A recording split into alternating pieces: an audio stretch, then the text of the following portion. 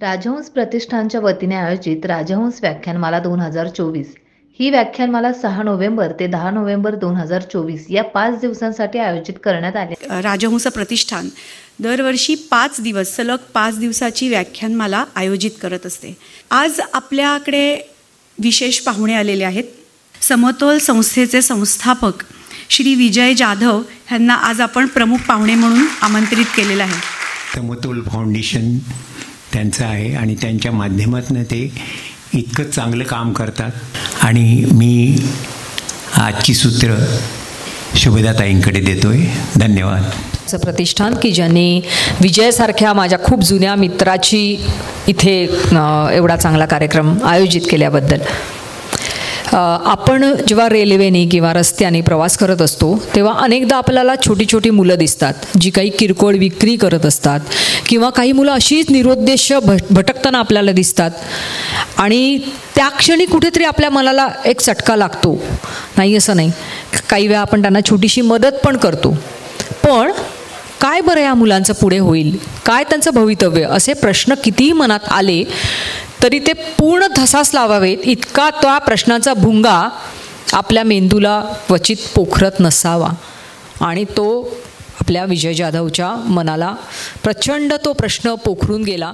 खास योगा, खास ध्यान, त्यानंतर त्यांचे मेडिटेशन म्हणजे हे जे ध्यान मेडिटेशन, आणि ह्या सगळ्या मुलांना शाळा कधीच आवडत नाही. तर त्यामुळे शाळेत घालता तुम्ही त्यांना ना? शाळेत घालतो म्हणजे काय, ते RT राईट ऑफ एज्युकेशन नुसार त्याचं एकतर त्यांना वय माहीत नसतं, दाखले नसतात, आणि मग शिवाय कास्ट आणि हा विषय तर अजून लांबचा आहे. तर त्यामुळे ह्या सगळ्या गोष्टी मिळवून घ्यायला पहिलं तर कागदपत्रांची ते सगळं तयार करणं आणि मग शाळेचं ॲडमिशन तयार करणं, तर हे खूप थोडं किचकट आहे. ते असं सांगत राहिलं तर एक प्रश्न तयार होईल. म्हणजे त्याचं आधार कार्ड काढायचं तर कसं काढायचं, मग त्याचं एज व्हेरिफिकेशन करणं, मग एज व्हेरिफिकेशन मेडिकल केल्याशिवाय होणार नाही, मग ते मेडिकल सरकारी हॉस्पिटलमध्येच झालं पाहिजे. असं ते सगळं गुंतागुंत आहे. त्यामुळे बराच विषय आहे त्याच्यात. पण हे करताना ही जी मुलं आहेत ही डायव्हर्ट होणार नाही याची काळजी प्रत्येक कार्यकर्ता घेतो आणि मग त्याला त्याचं लाईफ काय आहे हे सांगण्याचा प्रयत्न आहे. म्हणजे अगदी ते काही जादूची कांडी नाही की लगेच तथास्तु म्हणलं की सगळं होईल, पण त्याचा प्रयत्न आहे. मग अशा सगळ्या मुलांना त्या चक्रातून बाहेर काढून मग त्यांना समाजाच्या प्रवाहात आणणं, असे तो पाठ चालू राहतो. आणि त्यासाठी म्हणजे इथे असलेल्या सगळ्यांनाच मी आवाहन करेन की मामणोलीच्या त्या केंद्रात एकदा तरी जायलाच पाहिजे प्रत्येकाने. अगदी जरूर जा, कारण विजयी काही गोष्टी सांगत नाही आहे, मला सांगाव्या लागत आहेत कारण मी तिथे गेली म्हणून. ते केंद्र एक तर अतिशय निसर्गरम्य आहे.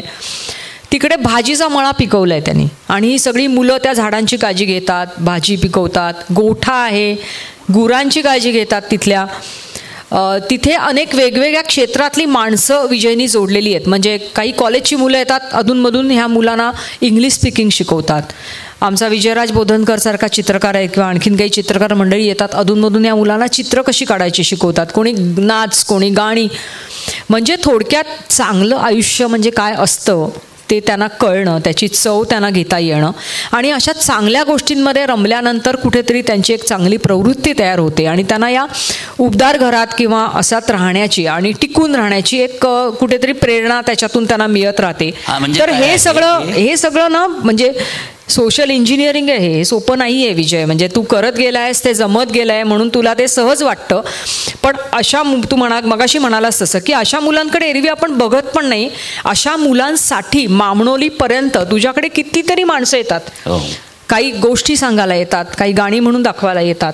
मुलांची डेव्हलपमेंट ज्यामध्ये आहे म्हणजे सगळ्या प्रकारचे रिसोर्सेस आपण तयार करतो आणि लोकही करतात. कारण फक्त शाळा एकच शाळा असं नाही. तर आता आम्ही म्हणजे आता याच्यातलं किंवा तिथे तुझे काही निवासी कार्यकर्ते आहेत. याचं छोटं उदाहरण म्हणजे काय की आम्ही गोशाळा चालवतो. आता ही गोशाळा म्हणजे आमच्या दृष्टीनं काय तर ॲनिमल थेरपी आहे की जी मुलं क्राईम माइंडेड आहे, की ज्यांचे जे स्टेशनवर राहून फक्त गुन्हेगारीच करतात. मग अशा सगळ्या मुलांची जी मानसिकता आहे ती गुन्हेगारीकडे झालेली असते, क्राईम झालेली असते. तर ही काढायची कशी, मग ही जी ॲनिमल थेरपी आहे ती आम्ही गोशाळेच्या माध्यमातून करतो. पण ही काळजी मुलंच घेतात सगळं पूर्ण. आता माझ्याकडे 100 गायी आहेत, 100 गायींची पूर्ण काळजी मुलं करतात. त्याला आम्ही बाल गोसेवक असं नाव दिलेलं आहे. आणि हे कोणतंही कमर्शियल पार्ट नाही याच्यामध्ये. काही दूध काढणं मग ते विकणं किंवा बाजारात असं काही नाही. सगळ्या मुलांनी सांभाळायचं, मुलांनी दूध प्यायचं, मुलांनी श्रीखंड खायचा, मुलांनी तूप काढायचं, मुलांनी दही करायचं, मुलांनी ताक करायचं. आणि त्यामुळे आमच्याकडे जी मुलं जगण्यासाठी धडपडत होती ती मुलं वर्षभर डॉक्टरकडे जात नाही. वा. आमच्याकडे वर्षभर डॉक्टरचा एकही मेडिकल पेपर नसतो. वा. तर अशा प्रकारची ती सगळी रचना आम्ही आता. किंवा भाजी पण तिथेच पिकते, तिथलीच भाजी मुलं खातात. गोबर गोमूत्राची शेती आहे, त्यामुळे ताजी भाजीपाला आहे. ते काही केमिकलवाली कॅन्सरवाली शेती नाही आहे, त्यामुळे काही विषयच नाही. त्यामुळे आपल्या बाजारात येणारी भाजी कोणत्या केमिकलने आली इथला कोणताच माणूस सांगू नाही शकत. खरं आहे की नाही. तर त्यामुळे आमची शेती तर आमची शेती आहे. वा. त्यामुळे तिथे काही विषयच नाही. आणि त्यामुळे त्या मुलांना जो काही सेन्स ऑफ बिलॉंगिंगनेस मिळतो की हे माझं आहे, ही शेत हे माझं आहे, ही भाजी मला पिकवायची आहे, या गायींची काळजी मी घेणार आहे, असं करत त्यांना त्या घराबद्दलची आपुलकी अधिकाधिक वाढत जाते. आणखीन एक मला गंमत आठवते विजय, तुझ्याकडे बघितलेली, ती म्हणजे बालपंचायत. तर आता सांग ना जरा, बालपंचायत काय? तिथे बालपंचायत भरते बरं का, यांच्या मामणोलीच्या केंद्रामध्ये एक बालपंचायत आहे. तर सांग जरा तो प्रयोग काय आहे. हा जो विषय असा आहे की बघा, आपलं मंत्रालय पण कोण चालवतं आपल्या सर्वांना माहिती. तर ही जी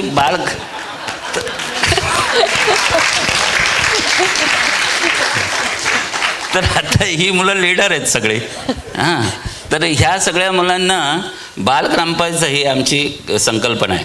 तर आमच्याकडे सरपंच आहे, पाटील आहे, ग्रामसेवक आहे, तलाठी आहे. आता ही तर शाळेत गेले नाही, मग यांना शाळेची आवड कशी तयार व्हावी.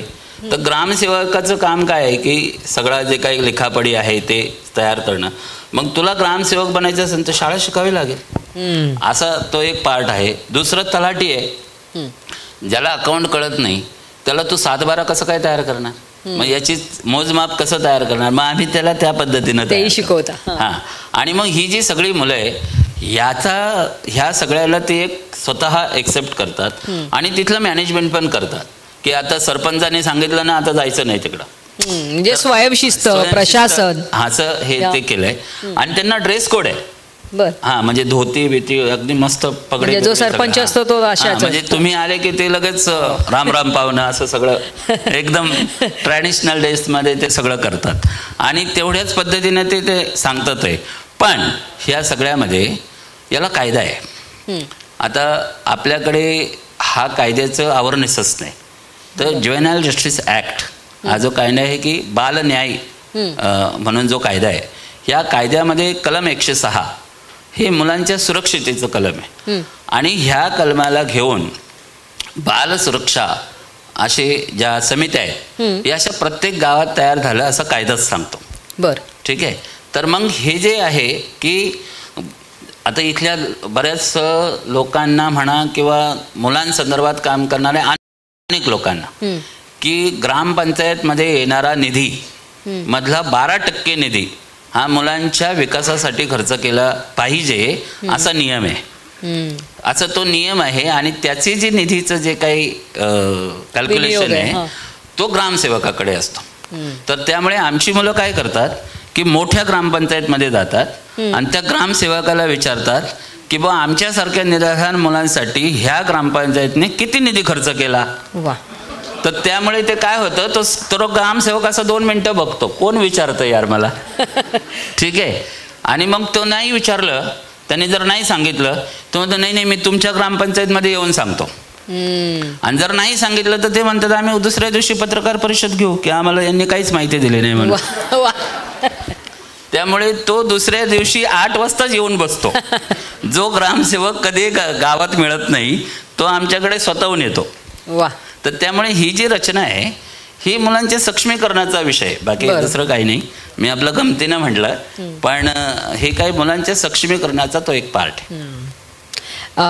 असं अशा पद्धतीने अशा वातावरणामध्ये ही मुलं वर्षभर राहतात आणि वर्षभरानंतर ह्या मुलांची सुधारित आवृत्ती जी काय तयार होते मनपरिवर्तन केंद्रातून, त्यानंतर काय होतं, त्यानंतर ही मुलं जातात कुठे? कारण ही कायम नाही राहत ना, वर्षभरानंतर त्यांचं आणखीन पुढे प्रवास सुरू होतो. तो कसा? समतोल हॉस्टेल चालवत नाही, समतोल पुनर्वसन केंद्र चालवत. बरोबर. जर मी हॉस्टेल चालवलं असतं ना तर जास्तीत जास्त 100-200 मुलांबरोबर काम केलं असतं. आता माझ्या हाताखालून 48,000 मुलं गेलीत. ही तर डॉक्युमेंटरी ही खूप जुनी आहे, तर त्यामुळे हे आकडा 10,000 12,000 असं म्हटला जातो. पण आमचं केंद्राचं कन्सेप्टच तो आहे की पुनर्वसन केंद्र. त्यामुळे ही जी मुलं आहेत ही लॉंग टाईम आमच्याकडे खूप जास्त सक्षम होतील अशी काही व्यवस्था नाही. पण जी अजिबातच सक्षम नव्हती त्यांना सक्षम करून जिथे लॉंग टाईम एज्युकेशन होणाऱ्या ज्या संस्था आहेत त्या ठिकाणी आम्ही त्यांना रॅबलेट करतो. म्हणजे कुठे? म्हणजे आता मी उदाहरण घेईन, समजा गिरीश प्रभुने आहेत आमचे, गुरुकुल पुनरुत्थान नावाची संस्था झाला, तिथे लॉंग टाईम जातील. बाल स्नेहालय म्हणून काही संस्था आहे नगर, तिथे अशा अनेक संस्था म्हणजे वेगवेगळ्या संस्थांमध्ये किंवा ज्या ज्या राज्यातली संस्था आहे की समजा एखादा मुलगा कन्नड आहे त्यांनी मराठीत का शिकावं, त्यांनी त्याच्या भाषेत शिकावं. त्यामुळे त्या ठिकाणी जे काही व्यवस्था आहे जिथे लॉंग टाईम तिथे आम्ही त्याचं पुनर्वसन करतो. त्यामुळे अनाथ हा स्टॅम्प त्याला लागत नाही. म्हणजे हे दुहेरी काम आहे. मगाशी विजयनी सांगितलं तसं की मनपरिवर्तनमध्ये येणारी काही मुलं त्यांच्या घरी जाऊ इच्छितात आणि मग त्यांचा हस्तांतरण म्हणून एक सोहळा होतो. तर थोडं त्या सोहळ्याबद्दल सांग ना विजय, कारण मी तो अनुभवला आहे सोहळा आणि फारच हृदयद्रावक प्रसंग असतो तो, की ती मुलं तयार झालेली असतात घरी जायला, मानसिकता त्यांची तशी घडलेली असते आणि विजय जाधव आणि त्याचे कार्यकर्ते त्या मुलांच्या घरपर्यंत पोचतात, संपर्क होतो त्यांचा आणि त्यानंतर मग त्यांचे आईवडील येतात. विजय जाधव आणि त्याची टीम त्या आईवडिलांकडे किंवा त्यांचे काका मामा जे कोण येतात त्यांच्याकडे हे जरा चांगलं सुधारलेलं असं मूल परत देतात. तर तो जो हस्तांतरणाचा सोहळा असतो ना फार हृदयद्रावक असतो. म्हणजे इतकं त्या आईवडिलांना पण भरून आलेलं असतं की आपला लापता झालेला मुलगा असा मी आला बाबा काही दिवसांनी आणि ते सुद्धा इतक्या चांगल्या ठिकाणी राहून सुधारून माझ्याकडे परत आलाय. हे खूप खूप मोठं त्या आईवडिलांसाठी. एक उदाहरण मी तुम्हाला सांगतो. म्हणजे कसं असतं ना की हा विषयच इतका किचकट आहे की माझ्यावरती पण किडनॅपिंगच्या केसेस आहे.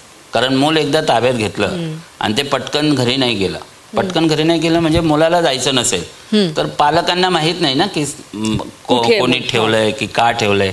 तर त्यामुळे आमच्याही 363 लागतंय. त्यामुळे अशा 17 केसेस माझ्यावरती आहेत. तर त्यामुळे तो काही विषय नाही.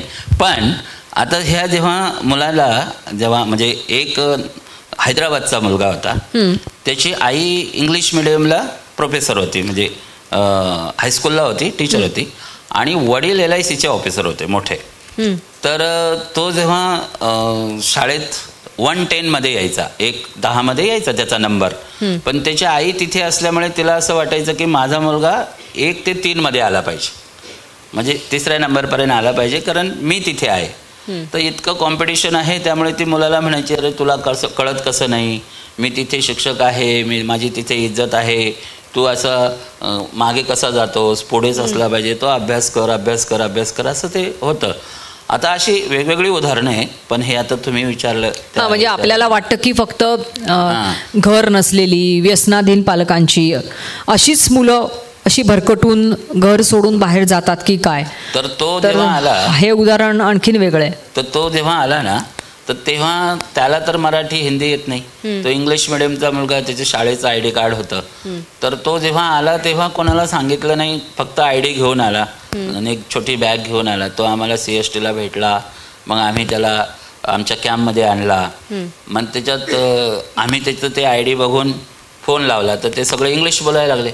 तर आमच्याकडे प्युअर इंग्लिश बोलणारं कोणीच नाही. आम्हाला काही समजा नाही की बाबा यांना काय नक्की बोलायचंय. मग आम्ही आमच्या व्हॉलेंटिअरला जोडलं की बाबा हे काय बोलतात. तर त्यांना ते म्हणायचे आम्हाला मुलाशी बोलायचंय आणि मूल बोलायलाच तयार नाही. आणि मग ते घाबरलं होतं. ते आमच्या इथं बरोबर राहायचं, पण वडिलांशीही बोलायचं नाही, आईशीही बोलायचं नाही, टीचरशी तर अजिबातच बोलायचं नाही. टीचरचे पण फोन आले तुम्हाला? टीचरचे सगळ्यांचे फोन आले आणि मूल बोलायच तयार नाही. मग त्यांना असं वाटलं आम्ही किडनॅप केला. मग आमचं त्यांनी ट्रेस केला लोकेशन आणि मग ते प्लेनने आले. ते आई वडील आणि 2 बहिणी ते सगळे आले आणि टिटवाळा पोलीस स्टेशनला त्यांनी ते सगळं कनेक्ट केलं. कारण त्यांचे मित्र ते एक ऑफिसर होते आपले इकडले मुंबईतले, तर त्यांच्याशी कनेक्ट झालं. मग सगळ्या गाड्या आमच्याकडे आल्या त्या पोलीसच्या, तुम्ही कोणत्या मुलाला किडनॅप केलं आहे. तर आम्ही म्हटलं आम्ही कोणत्याच मुलाला किडनॅप नाही केलं. तर मग ते म्हणाले आम्हाला माहिती पडली असं तसं आमचं प्रत्येक पोलीस स्टेशनला नोंद होतेच. त्यामुळे आम्ही सांगितलं की हे पोलिसांचं आम्ही स्टॅम्प मारलेलं आहे, पोलिसांचा रजिस्टर केलेलं आहे. तर मग त्यांनी पोलीस स्टेशनला फोन केला तर हो रजिस्टर झालेलं आहे म्हणे. तर मग ते सगळं झालं. त्यांच्याबरोबर ते सगळे होते म्हणजे त्या मुलाचे आईवडील वगैरे. तरी तो मुलगा बोलायला तयार नाही. मग आम्ही त्यांना म्हटलं की तुमची पोलीस फोर्स मागे घ्या आणि मुलाशी नीट बोलू द्या, त्यांच्या पालकांना आम्हाला बोलू द्या. मग आम्ही त्यांच्याशी बोललो तर त्याची आई रागातच होती. ती म्हणाली तिच्या नवऱ्याला सांगायची मैंने बोला था ना की ये 13 साल का होगा तभी बहुत तकलीफ देगा. आता तिनं कोणत्या पंचांगात पाहिलं होतं माहीत नाही काय, पण ती सारखी तेच म्हणायची त्याला कि वो मैंने बोला था ना ये 13 साल का था तभी बहुत तकलीफ देगा, इसका विधी नहीं किया इसलिए वो ऐसा कर रहा है. अरे बाप. आता हे अजून एक प्रकार होता विधी करण्याचा. तर कोणता विधी होता माहीत नाही. तर ते सगळं झालं. मग आम्ही आमच्या कार्यकर्त्याच्या लक्षात आलं की दोन्ही बहिणींपैकी एक बहीण तिच्याशी बोलतच नव्हती तिच्या आईशी. तर बोले विजय दादा ये लड़की बात ही नहीं कर रही माँ से. तर मग मी म्हटलं की आपकी लड़की आपसे बात नहीं कर रही क्या. 1 साल हुआ बात नहीं कर रहे. बोले बाप रे. कोण म्हणलं. ती मुलगी म्हणली कि मेरी मम्मी 1 साल हुआ बात नहीं करे. मैंने क्यों. मेरा IIT में नंबर नहीं लग गया. आता मी म्हणलं काउन्सिलिंग याची करायची का याची करायची असं. त्यामुळे गडबड अशी आहे की पालकांचे काउन्सिलिंग हाच मोठा विषय आहे. खरंय. आणि त्यानंतर ते पालक म्हणले की तुम्ही आज आमचे डोळे उघडले की आम्ही जे जगतो मुलांसाठी पण मुलांकडे आमचं लक्षच नाही. खरंय. तर सर्व पालकांना विनंती अशी आहे की आपण फक्त मुलाला चांगलं घर दिलं किंवा चांगल्या गाड्या दिल्या किंवा चांगला मोबाईल दिला म्हणजे सगळं दिलं असं नव्हे. तर मुलाबरोबरचा संवाद असणं हे सर्वात महत्त्वाचं आहे. असे भरपूर किस्से आहेत म्हणजे आपण दिवसभर बोलत राहू शकू. पण मगाशी मी तरी परत एकदा क्लॅरिफाय करते की मगाशी त्यांनी ज्या पद्धतीची मुलं सांगितली की जी 1 वर्ष या संस्थेत राहतात आणि मग वर्षभरानंतर त्यांना आणखीन कुठल्या तरी मोठ्या संस्थांमध्ये जिथे त्यांचं 18 वर्षापर्यंत नीट सांभाळ होईल आणि शिक्षणही होईल अशा ठिकाणी वर्ग केलं जातं. ही मुलं असतात ती मुख्यत्वे ठिकठिकाणी विक्रेते म्हणून काम करणारी किंवा त्यांच्या आईवडिलांचं त्यांच्याकडे लक्ष नाही आहे म्हणून भटकणारी आणि त्यांना समहाऊ स्वतःचं घर नाही आहे जिथे ती पटकन जाऊ शकत नाहीत अशा मुलांचा इथपर्यंत सगळी काळजी घेण्याचा पत्कर विजय आणि त्यांची टीम करते. तर हा सगळा खर्च कसा भागवतोस. कारण हा भरपूर खर्च आहे इतक्या मुलांचं सगळं करणं. हा खर्च आपण लोकांच्या देणगीतूनच कारण सरकारी अनुदान या कॅटेगरीमध्ये बसत नाही. काय होतं की मी पण सरकारमध्ये 5 वर्ष काम केलं. मी महाराष्ट्र राज्याच्या बाल हक्क आयोगावरती सदस्य 2017 ते 22 वगैरे होता. सरकारमध्ये 3च कॅटेगरी असते. एक असते ऑर्फन, एक असते अनफिट पॅरेंट्स आणि एक असते सिंगल पॅरेंट्स. काय तर ह्या तिन्हींमध्ये ऑर्फन जे आहे अनाथ मुलं ज्याचा खूप प्रचार आहे की मूल अनाथ आहे मूल अनाथ आहे. तर आता कसं आहे की मूल अनाथ हे मी एकटा बोलून काही अनाथ नसतं असं एकटा बोलून काही फायदा नाही. कारण ते आपल्याला हॅमरिंग झालेलं आहे की मूल अनाथ आहे. तर काय होतं की भारतासारख्या कुटुंबप्रधान देशात ज्याचा काका आहे मामा आहे आत्या आहे मावशी आहे अशा सगळ्या कुटुंबप्रधान देशामध्ये मूल अनाथ असेल का. असेल का नाही. त्यामुळे मग अनाथाचा एवढा प्रचार का. तर काय आहे सरकारमध्ये त्याचं बजेट बनवलं जातं आणि त्या बजेटमध्ये पर चाइल्ड पर मंथ 2100 रुपये अनाथ मुलाला अनुदान मिळतं म्हणजे ज्या संस्था मुलांना सांभाळतात. आणि बाकी जे आहे सिंगल पॅरेंट्स किंवा अनफिट पॅरेंट्स त्यांना 1200 रुपये मिळतं. तर ते 800-900 रुपयाचा जो काही फरक आहे तो मिळवण्यासाठी प्रत्येक मुलगा कोणता दाखवला जाईल. त्यामुळे प्रत्येक बालगृहामध्ये मुलं कोणती मिळतात अनाथ. आणि मग आपली जशी जी माणसं जातात ती मोठ्या अभिमानाने आणि गर्वाने सांगतात आम्ही अनाथ मुलांना भेटून आलो. अनाथ मुलाचं पालकत्व घेतलं असं कोण म्हणतंय. खरं असं कोणी म्हटलेलं मला ऐका. पण अनाथ मुलांना भेटून आलो असं अभिमानाने सांगणारी खूप मोठी संख्या आहे. तर त्यामुळे अनाथ तसा एकही मुलगा नसतो. आणि हा सगळा शासकीय विषय आहे. त्यामुळे सामाजिक विषय जर बोलले तर अनाथ मुलांचा विषय तसा अजिबात नाही आहे. लोकांच्या डोनेशनवरच हे सगळं सुरू आहे, बरोबर. किती कार्यकर्ते आहेत आणि त्याच्यात असे किती कार्यकर्ते आहेत की गेली अनेक वर्ष किंबहुना सुरुवातीपासून आजपर्यंत तुझ्याबरोबर आहेत, आणि काही कार्यकर्ते अर्थातच आज आहेत उद्या नाहीत असं असणार असतं. असं किती कार्यकर्त्यांची फौज आहे आज आपल्याकडे? बघा 70 कार्यकर्ते ह्यामध्ये जुडलेले आहेत. ओके. हां, आणि हे सगळे पेड कार्यकर्ते विशेष म्हणजे मोठा विषय. आणि हा सगळा लोकांच्या विश्वासाने आणि देणगीवर चाललेला विषय.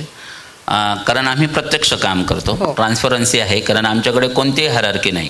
डायरेक्टर, सुपरवायझर, मॅनेजर असलं काही नाही. सगळे टीम वर्क. हां, सगळे सोशल वर्क. आणि आत्ता मुंबईमध्ये 22 जणांची टीम आहे. त्याच्यातले 6-7 जे लोक आहेत ते आमचे खंबे पिलर आहेत की जे सुरुवातीपासून 18-20 वर्ष माझ्याबरोबर आहेत. तर असे काही जे लोक आहेत त्याच्यावरती ही समतोल आमचा बॅलन्स आहे. आता जरा विजय थोडं तुझं व्यक्तिगत आयुष्याबद्दल जाणून घ्यायला आवडेल. कसं होतं लहानपण, म्हणजे लहानपणचा विजय कसा होता, की काय विजय होती की ज्याच्यामुळे आज तू इथपर्यंत असा प्रवास केलायस? मी आता बसताना पण नीट बसत नाही, त्यांना त्रास होतो. कधी असा बसतो कधी असं बसतो. त्यामुळे लहानपणीचा विजय असाच होता की सगळा चुलबुल होता. आणि आमचं संगीतमय घराणं असल्यामुळे संगीताची विशेष आवड आहे. सर नमस्कार. कारण आमचे वडील सनई वादक होते आणि त्यावेळच्या पंतप्रधानांनी त्यांना पुरस्कार दिलेला आहे. आणि आमच्या घरातले सर्व लोक, मी सर्व साहित्य वाजवतो, सर्व वाद्य वाजवू शकतो. आणि हे काही कुठं मी शिकलो नाही, कारण ते आमच्या घरात खानदानी आमचा तो व्यवसाय आहे. त्यामुळे ते आहे. गीत गाण्याची तर आवड आहेच. समतोल एक्सप्रेस नावाचं आमचं नाटक आहे जे यूट्यूबवर तुम्हाला बघायला मिळेल. ते पूर्ण नाटक मी लिहिलं आहे. त्याला महाराष्ट्र शासनाचा पहिला पुरस्कार मिळालेला आहे. हां, आणि मी जवळपास 300 कविता, गाणी असं बरंच काही लिहिलेलं आहे. आणि मी स्वतःचं एक पुस्तकही लिहिलेलं आहे, हरवलेलं मुक्काम पोस्ट. ते पुस्तक बाहेर बघायला मिळेल आपल्याला कार्यक्रमात. मुंबईत कधी आलास तू? मी मुंबईत 95ला आलो. बोरी आळे फाटाच्या जवळपास बोरी हे गाव आहे. तर तिथे आमचं तसं खूप काही श्रीमंती किंवा असा काही विषय नाही. म्हणजे आम्ही खूप गरिबीतून आहे. आणि माझं सर्व शिक्षण स्कॉलरशिपमधून झालेलं आहे. कारण 4थीला पुणे जिल्ह्यात माझा पहिला नंबर स्कॉलरशिपमध्ये आला. आणि मला लहानपणापासूनच क्युरियोसिटी होती की सरकार काय असतं किंवा ही शिष्यवृत्ती येते कुठून आणि शासन कसं असतं. आज सुदैवाने शासनावरती पण माझी चांगली पकड आहे. कारण मला बघितलं बऱ्याच वेळेला, अरे बाबा हे टेन्शन आलं बाबा असं म्हणतात. असं होतं बरेच वेळेला. मुंबईत तू आलास, तुला हे असं काहीतरी सुरू करावं असं वाटलं, पण एखादी संस्था सुरू करायची तर त्याच्यासाठी एक वेगळं प्रशिक्षण वगैरे काही घेतलंस का तू? संस्था तू TISS मधून MSW पण केलंय. मी TISS मधून MSW केलंय, पण ते करस्पॉन्डन्स MSW. कारण आम्ही जे प्रोफेसरला प्रश्न विचारायचे त्याची उत्तरच यायची नाही त्यांना. तर ते म्हणायचे की बाबा तुम्ही प्रॅक्टिकल करताय, तुम्हाला फक्त आम्ही थिअरी सांगू. त्यामुळे 6 महिन्यातच आमचं MSW पूर्ण केलं. तर तो एक विषय, त्याची खास बॅच आमची तयार झाली. दुसरं मी निर्मला निकेतनमधून डिप्लोमा केला. रुईया कॉलेजमधून मी स्लम स्टडी नावाचा एक कोर्स मेधा सोमया मॅडम चालवतात तो केला. आपणालयामधून मी पॅरा प्रोफेशनल असे खूप कोर्स केले. म्हणजे त्या सगळ्या तुला ही संस्था आपण सुरू करू शकतो असा आत्मविश्वास आला का? हां, म्हणजे रामभाऊ माळगीमध्ये मी काही एका वर्कशॉपला गेलो. आणि वर्कशॉपला गेल्यानंतर माझी आता ते हयात नाही आहेत, माधव जोशी आमच्या दोघांचे पण मित्र होते. तर त्यांनी माझा परिचय संघ परिवाराशी पण जोडून दिला. त्यामुळे मी स्वयंसेवक पण आहे. आणि त्यामुळे सेवा विभागामध्ये मी माझ्याकडे खूप चांगली जबाबदारी आहे. आणि मी पूर्ण भारत फिरलेलो आहे की भारताचा एकही कोपरा रिकामा नाही जिथे मी गेलो नाही. त्यामुळे ह्या कामाच्या माध्यमातून खूप प्रवास झाला. लहान वयात खूप अनुभव आला आणि छान वाटतंय मला हे सगळं काम करायला. आणि आमच्या तुझी बायको, मुलं ती पण आता समतोलमयच झालेली आहेत ना पूर्णपणे? हां, आत्ता झाली आहे. सुरुवातीला म्हणायचे की हे नक्की काय चाललंय आम्हालाच कळत नाही असं आहे.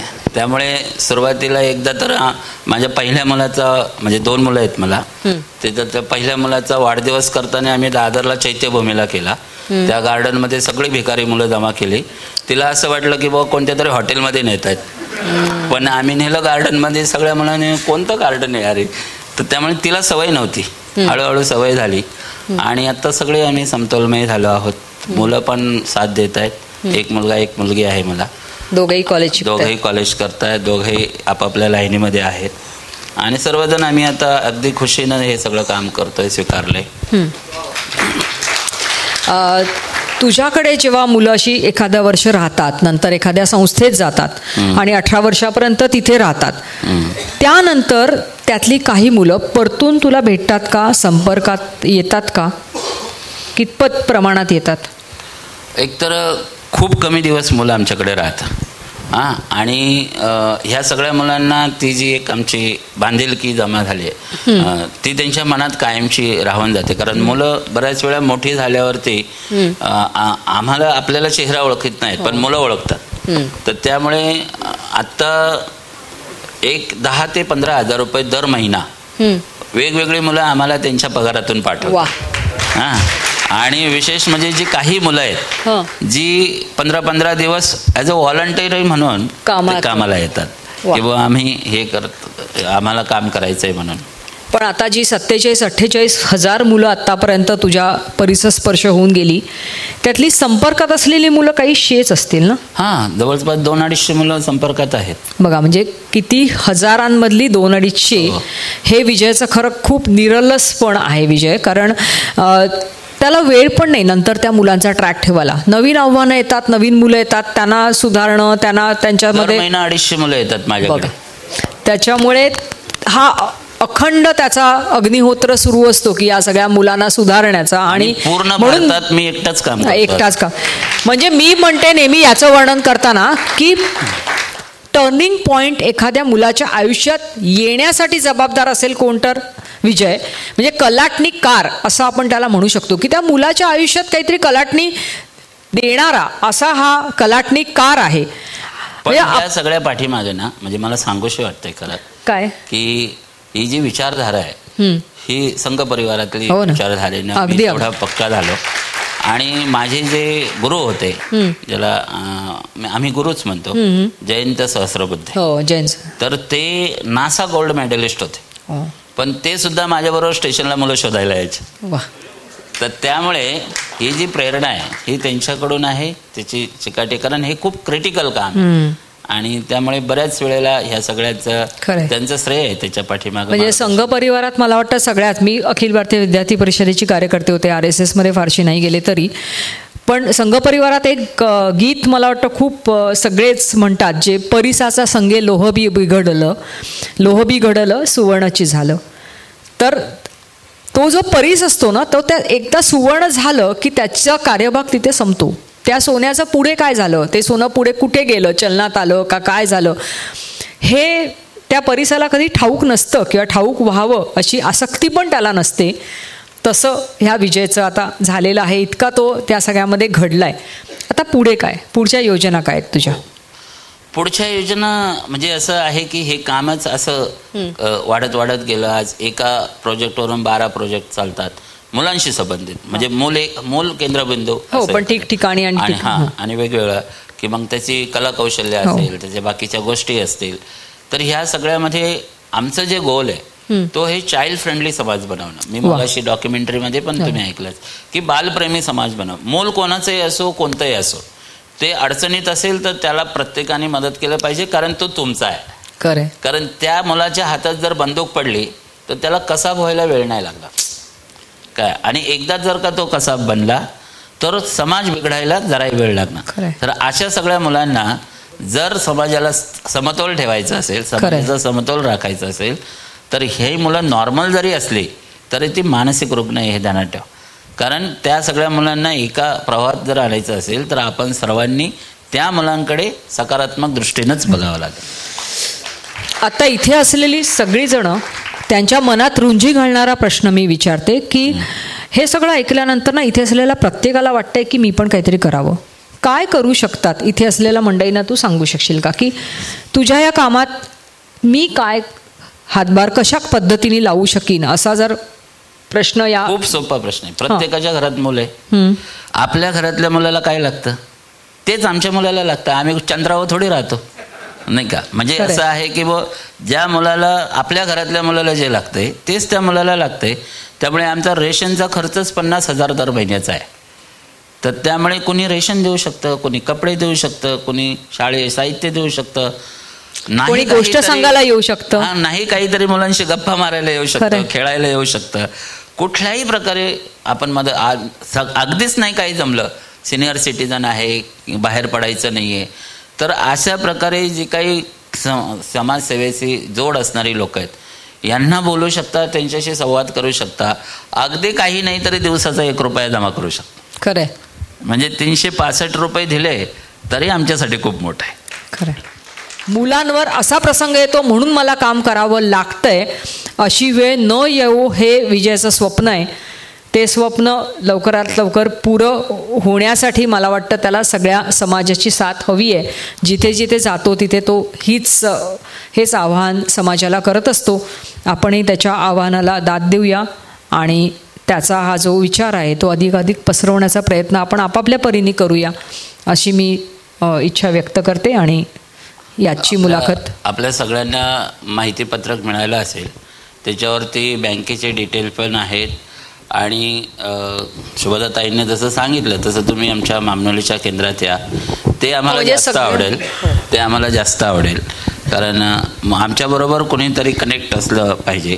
पैसे देणं हा एक वेगळा विषय ते आहेच, पैशाशिवाय काय चालणार नाही हे मान्यच आहे, परंतु तुम्ही आमच्याशी जोडून राहा. आम्ही नेहमी म्हणतो की उगता सूरज राह दिखाए, भाग रहा है अंधेरा, आंधियों से तूफानों से कब रुका है सबेरा. तर त्यामुळे जरूर भेट द्या. ही मुलं खूप तरतरीत आहेत, खूप चमकदार आहेत, ह्याचा अनुभव तुम्हाला मिळेल. आणि अशा मुलांमध्ये आपण जेव्हा जाऊ ना तेव्हा ती मुलं आपल्या मनात घर केल्याशिवाय राहणार नाहीत, एवढं नक्की. धन्यवाद. VPL यूट्यूब चॅनलला लाईक करा, सबस्क्राईब करा आणि बेल आयकॉनवर क्लिक करायला विसरू नका.